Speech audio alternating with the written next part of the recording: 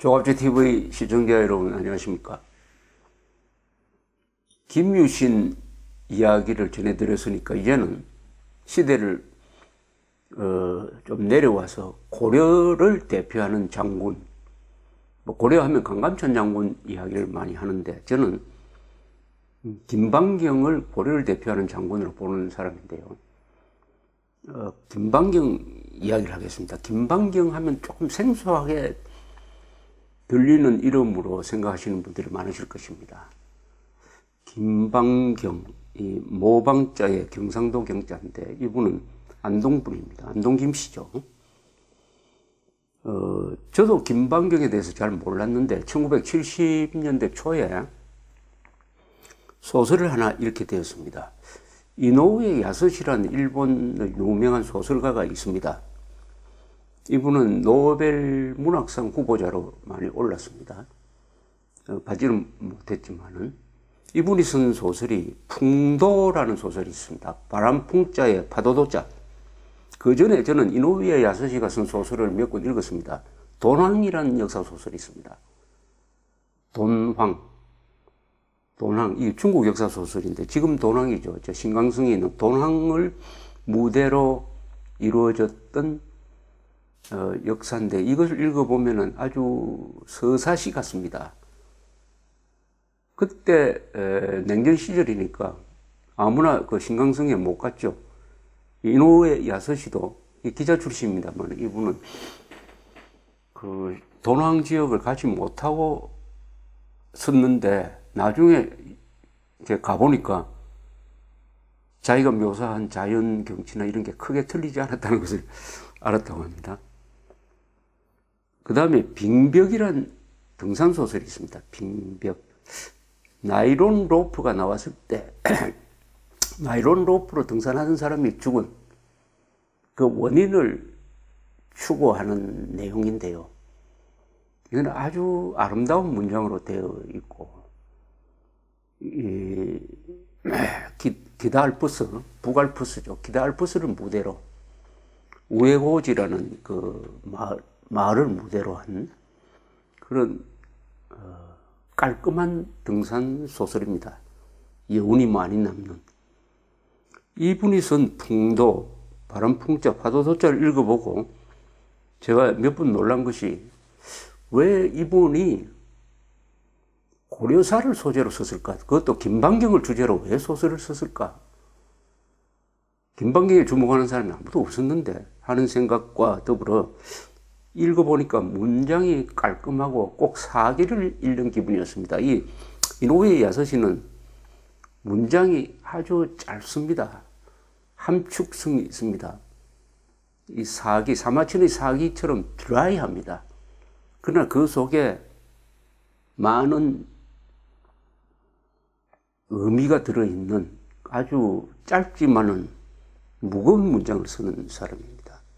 이걸 읽어보면서 제가 느낀 것은 13세기입니다. 13세기 고려가 몽골 군대하고 싸우다가 결국 항복한 다음에 한 90년 동안 지배를 받는데 그 시절에 고려가 처한 그 답답한 상황,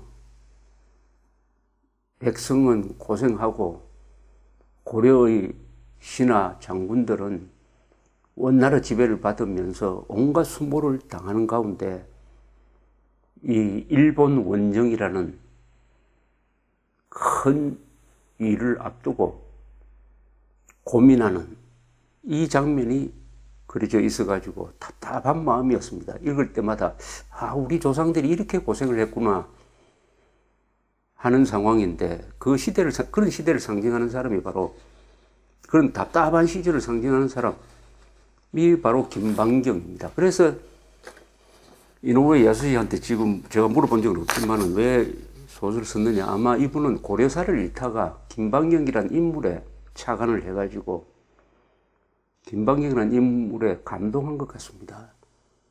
이 풍도라는 소설에는 일본 사람은 나오지도 않습니다. 완벽하게 고려가 무대입니다. 잘 아시다시피 이 몽골이 약 40년 동안 여러 차례 걸쳐서 고려를 쳤습니다. 고려는 왕조가 당시에 무신정권에 의해서 허수아비 역할을 하고 있었지만 이 무신정권이 항복하지 않았습니다. 끝까지 싸웠습니다.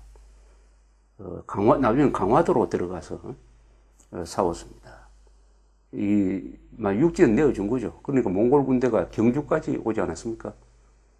그 화려한 황룡사 구청탑을 불태워버렸습니다. 그때. 그러다 결국은 항복하죠. 결국은 항복하는데 하도 끈질기게 싸우니까 원나라, 당시에 이제 몽골이 중국을 점령해가지고 원나라가 되었습니다. 원나라는 이 고려를 다른 나라처럼 다루지 않았습니다. 상당히 우대를 해주었습니다.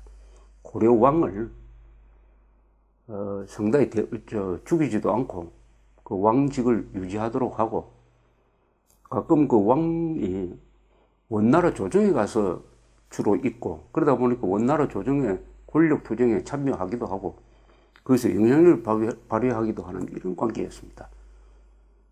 또 사위로 삼고 이래가지고 부마국이 되기도 하고 뭐 이런 관계였는데 이것은 고려의 그 끈질긴 항전에 대한 그 몽골 사람 특유의 존경심이 깔려 있었던 덕분이 아닌가 이렇게 저는 생각을 합니다.